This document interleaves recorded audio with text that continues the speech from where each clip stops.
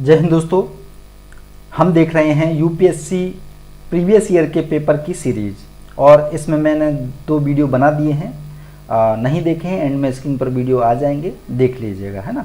या फिर ये आई बटन आ रहा होगा, इस पर क्लिक करके आप पहले वो देख लीजिए, उसके बाद ये देख सकते हैं। यानी आप आगे पीछे कहीं से भी देख सकते हैं। देखिए, ये प्रश्न हैं, क्वेश्चंस हैं, और मेरा इस सीरीज को बनाने का उद्देश्य मात्र इतना ही है, हीरोपंती करना नहीं है कि देखो देखो ये प्रश्न है, ये मैं होता तो ऐसे हल कर देता, वैसे हल कर देता, ऐसा नहीं।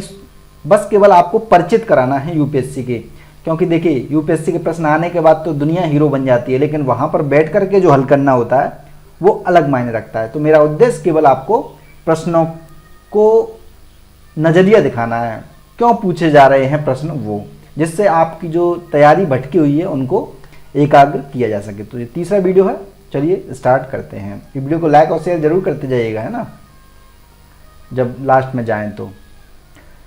भारत में विशिष्टतः असंरक्षित जनजातीय समूह, ठीक है, जिन्हें शॉर्ट फॉर्म दे दी गई है पीवीटीजीज, के बारे में निम्नलिखित कथनों पर विचार करना है। पहला स्टेटमेंट है, पीवीटीजी देश के 18 राज्यों तथा एक संघ राज्य क्षेत्र में निवास करते हैं। दूसरा स्टेटमेंट है, स्थिर या कम होती जनसंख्या पीवीटीजी स्थिति के निर्धारण के मानदंडों में से एक है। तीसरा स्टेटमेंट है, देश में अब तक 95 पीवीटीज आधिकारिक रूप से अधिसूचित हैं। चौथा स्टेटमेंट है, पीवीटीजी की सूची में इरुलार और कोंडा रेड्डी जनजातियां शामिल की गई हैं। तो देखिए, आंसर बताना मेरा इंपॉर्टेंट काम नहीं है। मेरा इंपॉर्टेंट, वैसे इसका आंसर जो है वो 1, 2, 4 है, यानी 3 नहीं है, ठीक है। लेकिन ये प्रश्न आया कहाँ से होगा दोस्तों? घटनाएं घटित हो रही हैं हर साल करंट अफेयर्स के अंदर। इसी वजह से मैंने एक सीरीज स्टार्ट करी है जिसमें कोई भी घटना घटित होगी वो उसके बारे में मैं आपको करंट डेली टू डेली बात करूँगा, है ना। तो इस प्रकार की चीज़ें, डेली जो करंट अफेयर्स घटता है उससे रिलेटेड होती हैं। अब ये करंट अफेयर्स आता कहाँ है? योजना, कुरुक्षेत्र, विज्ञान प्रगति और आपके कोई भी न्यूज़पेपर हो एक, उसके अंदर, ठीक है।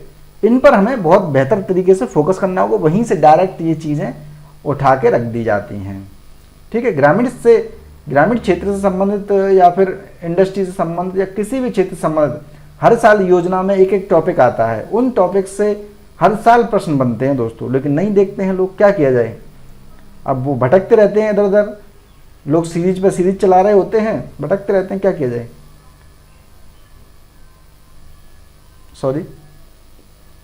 नेक्स्ट प्रश्न है, भारत के संविधान के संदर्भ में सामान्यतः विधियों में अंतर्विष्ट प्रतिषेध अथवा निलंबन अथवा उपबंध अनुच्छेद 142 के अधीन संवैधानिक शक्तियों पर प्रतिषेध अथवा निबंधन की तरह कार्य नहीं कर सकते।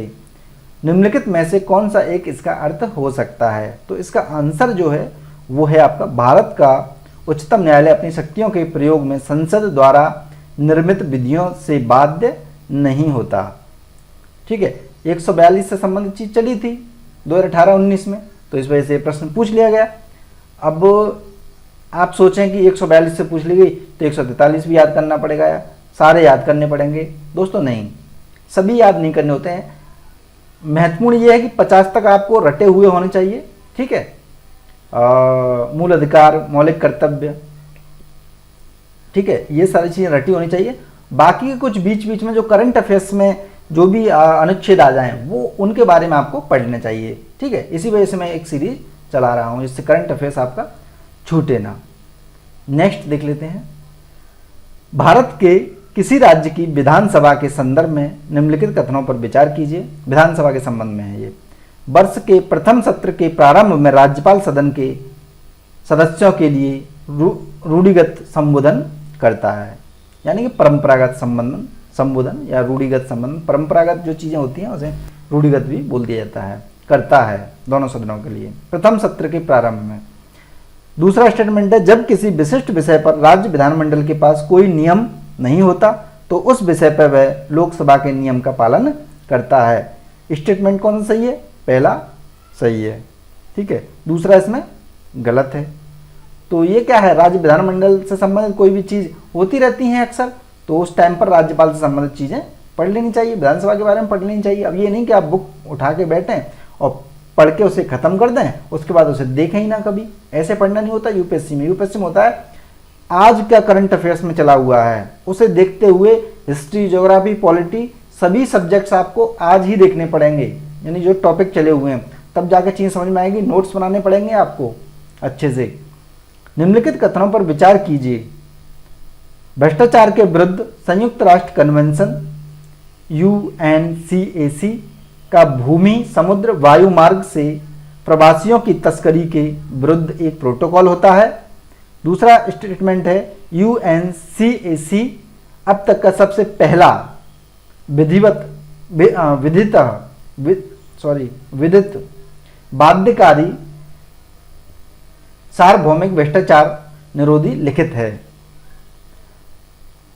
तीसरा स्टेटमेंट है राष्ट्रपार संगठित अपराध के विरुद्ध संयुक्त राष्ट्र convention, united nation convention against transnational organised crime की एक विशिष्टता ऐसे एक विशिष्ट अध्याय का समावेशन है जिसका लक्ष्य उन संपत्तियों को उनके वैध स्वामियों को लौटाना है जिनसे वे अवैध तरीके से ले ली गई थी। चौथा स्टेटमेंट है मादक द्रव्य और अपराध विषयक संयुक्त राष्ट्र कार्यक्रम संयुक्त राष्ट्र के सदस्य राज्यों द्वारा UNCAC और UNTOC दोनों के कार्यान्वयन में सहयोग करने के लिए अधिदेशित हैं। देखिए इस प्रकार के जो प्रश्न हैं, मैंने कुछ ये तो मान लीजिए आया होगा करंट अफेयर्स में चला होगा, जिन्हें याद है वो अच्छी बात है, कर देंगे। दूसरा और आंसर है इसमें, दूसरा और चौथा, ठीक है, दूसरा और चौथा। अब ये करना कैसे होगा, इसके लिए मैंने कुछ आपको ट्रिक्स बताई हुई हैं। उन ट्रिक्स के वीडियोज़ को जरूर देख लीजिएगा, एंड में स्क्रीन पर आ जाएंगे या फिर डिस्क्रिप्शन में आपको मिल जाएंगे, बहुत इंपॉर्टेंट है। नेक्स्ट, निम्नलिखित कथनों पर विचार कीजिए। भारतीय वन अधिनियम 1927 में हाल में हुए संशोधन के अनुसार वन निवासियों को वन क्षेत्र में उगने वाले बांस को काट गिराने का अधिकार है। दूसरा स्टेटमेंट है अनुसूचित जनजाति एवं अन्य पारंपरिक वनवासी अधिनियम 2005 के अनुसार बांस एक गौण वनोपज है, यानी छोटी। अनुसूचित जनजाति, सॉरी ये 6 है, अनुसूचित जनजाति एवं अन्य पारंपरिक वनवासी अधिनियम 2006 वन निवासियों को गौण वनोपज के स्वामित्व की अनुमति देता है। आंसर है इसका बी, 2 और 3 इसका सही है, ये वाला इसका गलत है। ये देखिए करंट अफेयर्स में चला हुआ है, हाल में हुए संशोधन, यानी कि भारतीय वन अधिनियम में एक 1918 में क्या हुआ था, एक संशोधन हुआ था जिसके तहत ये प्रश्न जो है पूछ लिया गया, ठीक है। और वहीं पर कहीं ये वाला प्रश्न भी वनों से रिलेटेड है, तो वहाँ पर ये होगा बिल्कुल, योजना कुरुक्षेत्र में पूछ लिया गया। पढ़िए दोस्तों योजना कुरुक्षेत्र, लोग कहेंगे योजना से कुछ नहीं है और कुरुक्षेत्र से कुछ नहीं है, आपको एक एक टॉपिक दे देंगे। अरे इतने एक्सपर्ट थोड़ी ना हैं लोग जो एक टॉपिक से ही काम चल जाएगा आपका। आप यूपीएससी देने जा रहे हो, मैगजीन पढ़नी है, अच्छी पढ़िए, सरकारी मैगजीन पढ़िए, क्या फालतू की मैगजीन पढ़ते रहते हैं आप लोग। भारत के संविधान का कौन सा अनुच्छेद अपनी संसद अपनी पसंद के व्यक्ति से विवाह करने के किसी व्यक्ति को अधिकार का संरक्षण देता है? देखिए कैसा प्रश्न पूछा है, विवाह से संबंध करने का। देखिए अनुच्छेद 21 में आंसर इसका ये है। प्रश्नों की प्रकृति देखिए क्या है, कहने का तात्पर्य ये है, कैसा प्रश्न पूछ लिया गया है, व्यक्ति से विवाह करने के किसी व्यक्ति के अधिकार। बताइए विवाह करने का जो अधिकार है वो किस अनुच्छेद के तहत है? कभी आपने सुना नहीं होगा इस प्रश्न से पहले, बस हाँ करंट अफेयर्स में चीज़ें चली होंगी, जिनको थोड़ा सा याद होगा या फिर कॉमन सेंस भी लगा सकते हैं इस पर लगाने को तो, लेकिन मैं उस पर बात नहीं करूंगा। निम्नलिखित कथनों पर विचार कीजिए। भारतीय पेटेंट अधिनियम के अनुसार किसी बीज को बनाने की जैव प्रक्रिया को भारत में पेटेंट कराया जा सकता है। दूसरा स्टेटमेंट है भारत में कोई बौद्धिक संपदा अपील बोर्ड नहीं है। तीसरा स्टेटमेंट है पादप किस्में भारत में पेटेंट कराए जाने के पात्र नहीं है। आंसर है इसका सी, तीसरा है केवल सही, ठीक है, बाकी के दोनों गलत हैं। तो पेटेंट से संबंधित चीजें चली हैं, ठीक है, तो इस वजह से पूछ लिया गया। वहां पर आपको नोट बनाना पड़ेगा, नोट्स करना पड़ेगा, नोट बनाना पड़ेगा, करना पड़ेगा, ठीक है, बार बार कह रहा हूं मैं, तभी ये प्रश्न हल होंगे, नहीं तो घूम जाएंगे। बाकी तो फिर मेरी ट्रिक्स ही काम आ सकती हैं ऐसे प्रश्नों में, लेकिन वो आपको कितने हल कराएंगे, 20 प्रश्न हल करा देंगे अधिकतम, लेकिन फिर भी आपको मेहनत करनी है 40-50 की अपने से, खुद से। उसके लिए आपको पढ़ना होगा, पढ़ने के लिए मैं बताता जा रहा हूँ। निम्नलिखित कथनों पर विचार कीजिए। पर्यावरण संरक्षण अधिनियम 1986 भारत सरकार को सशक्त करता है कि क्या क्या कहता है 1986 का अधिनियम? वह पर्यावरणीय संरक्षण की प्रक्रिया में लोक सहभागिता की आवश्यकता का और इसे हासिल करने की प्रक्रिया और रीति का विवरण देता है। दूसरा स्टेटमेंट है, वह विभिन्न स्रोतों से पर्यावरणीय प्रदूषकों के उत्सर्जन या विसर्जन के मानक निर्धारित करता है। सही कौन सा है? सी है, दोनों ही इसमें सही हैं। तो ये जो पर्यावरण संरक्षण अधिनियम अक्सर चलता रहता है, ये बातें कुछ होंगी इंपोर्टेंट जो पूरी साल भर चली होंगी, ठीक है, करंट अफेयर्स में इस वजह से पूछ लिया गया। अब पर्यावरण पढ़ने बैठोगे कुछ नहीं आएगा समझ में, ठीक है, भूल जाओगे एक तरफा। यही तो होता है यूपीएससी की तैयारी। आप क्या करोगे, पर्यावरण की बुक निकाली किसी की, मान लीजिए परीक्षा वाली निकाली, दृष्टि की निकाली, या कोई अन्य निकाली, या इग्नू का नोट्स निकाला, अब उसको आप शुरू से लेकर एंड तक पढ़ेंगे, उसके बाद रख देंगे, हाँ साहब मैंने पर्यावरण पढ़ लिया। कुछ नहीं होने वाला उसका, न याद रहेंगी चीजें ना कुछ होगा। जो डेली करंट अफेयर्स जो चल रहा है उसमें डेली घटनाओं को देखना होगा आपको, उसमें से बेसिक फिर बुक निकाल करके जो जिस टॉपिक पर आज बात चली है वो टॉपिक निकाल करके आज ही आपको पढ़ना पड़ेगा, उसका नोट्स बनाना पड़ेगा अच्छा, तब जाके चीजें याद रहेंगी, रिवीजन करना पड़ेगा, तब जाके यूपीएससी होगा, वरना ढूंढते रह जाएंगे आंसर इसका क्या होगा। भारत में ठोस अपशिष्ट प्रबंधन नियम 2016 के अनुसार निम्नलिखित में से कौन सा कथन सही है? आंसर है इसका, इन नियमों में अपशिष्ट भराव स्थलों, यानी कि जो अपशिष्ट जहां पर रखा जाता है स्थलों तथा अपशिष्ट प्रसंस्करण सुविधाओं के लिए सटीक और ब्यौरेवार मानदंड उपबंधित हैं। तो ये क्या है, देखिए 2016 के अनुसार है ये, अब इसमें पूछ लिया गया 2019 में, ये चला होगा करंट अफेयर्स में, इससे पूछ लिया गया। आप सोचेंगे अधिनियम नियम इतने आ रहे हैं, बिल्कुल आएंगे दोस्तों। ये पर्यावरण से संबंधित अधिनियम हुए या फिर किसी अन्य चीज़ों से अधिनियम हुए, उनको आपको पढ़ना पड़ेगा, क्या क्या चीज़ें दी गई हैं उनमें, ये ध्यान में रखिए। कितने आ रहे हैं आपके सामने, देखिए अधिनियम बार बार आ रहे हैं, बहुत सारे अधिनियम। औद्योगिक रोजगार केंद्रीय नियम अधिनियम 2018 के अनुसार पहला स्टेटमेंट, यदि नियत अवधि रोजगार के लिए नियमों को कार्यान्वित किया जाता है तो फर्म कंपनियों के लिए कामगारों की छंटनी करना अपेक्षाकृत आसान हो जाता है। दूसरा स्टेटमेंट है, अस्थायी कामगारों के मामले में रोजगार समाप्त करने के लिए कोई नोटिस देना आवश्यक नहीं होगा। स्टेटमेंट दोनों ही इसके सही हैं, आंसर यहाँ पर दिया हुआ है। आंसर बताना मेरा उद्देश्य नहीं है, मेरा उद्देश्य है आप तक प्रश्नों की प्रकृति को समझाना, किस प्रकार के प्रश्न आ रहे हैं, ऐसे ही आपको पढ़ना है, फालतू की चीज़ों को छोड़ दीजिए, ठीक है। मनोरंजन हेतु डिजिटल प्रौद्योगिकियों के संदर्भ में निम्नलिखित कथनों पर विचार कीजिए। अब आप इसे देख करके घबरा जाएंगे बिल्कुल, प्रश्न को देख करके, अरे यार ये कहाँ से पूछ लिया। विज्ञान प्रगति योजना कुरुक्षेत्र ये सब पढ़नी पड़ेंगी, तब जाके चीज़ें आएंगी। आपको उन रिसोर्सेज तक पहुंचना पड़ेगा जहां से प्रश्न बन रहे हैं। संवर्धित वास्तविकता में एक छद्म यानी कि छोटा सा कुछ वातावरण सृजित हो जाता है और भौतिक संसार पूरी तरह बहिष्कृत हो जाता है। दूसरा, आभासी वास्तविकता वर्चुअल रियलिटी में कंप्यूटर द्वारा सृजित प्रतिमाएं वास्तविक जीवन की वस्तुएं या परिवेश पर प्रक्षेपित हो जाती हैं। तीसरा स्टेटमेंट है AR यानी कि संवर्धित वास्तविकता व्यक्तियों को संसार में विद्यमान रहने देता है और स्मार्टफोन या PC के कैमरे का उपयोग कर अनुभव को उन्नत करता है। चौथा स्टेटमेंट है VR यानी वर्चुअल रियलिटी संसार को पृथक कर देता है और व्यक्ति को एक अलग धरातल पर ले जाकर उसे पूर्ण निमग्नता का अनुभव प्रदान करता है।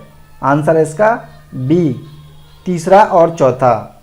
ठीक है, ये ध्यान रखना है आपको। इस प्रकार के प्रश्न सिंपल सी चीज़ होती है, पढ़ लिया तो, नहीं तो टफ है, ये बहुत टफ लगेगा आपको।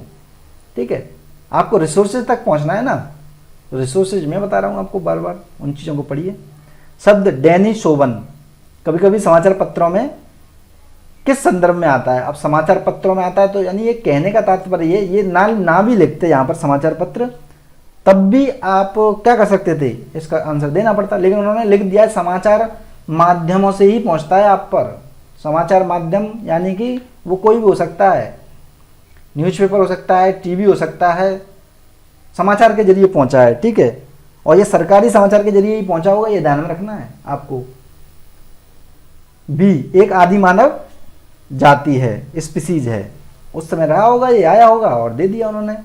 देखिए, बैठने वाले जो क्वेश्चन पेपर बनाने वाले होते हैं वो क्या हैं, एक तरह से बैठे हुए हैं कहीं, उनका दिमाग एक तरह से चलता कैसे है, कुछ न्यूज़ देख ली, ठीक है, कोई सरकारी मैगजीन पढ़ ली, सरकारी जो चैनल हैं वो देख लिए, लोकसभा हुआ, राज्यसभा हुआ या डीडी न्यूज़ हुआ, उनमें से देख लिया। ठीक है, और सरकारी कुछ मैगजीन हुई, योजना हुई, कुरुक्षेत्र हुई, भारत 2000 भारत हुई, भारत करके आती है ना, 2020, 21, 22 ऐसे आएगी आने वाले टाइम में, वहाँ से वो लोग पढ़ते हैं, पढ़ते पढ़ते कोई चीज़ नई सी दिखाई देती है, उन्हें लगता है कि हाँ ये चीज़ क्वेश्चन बनाने चाहिए, वो बना डालते हैं।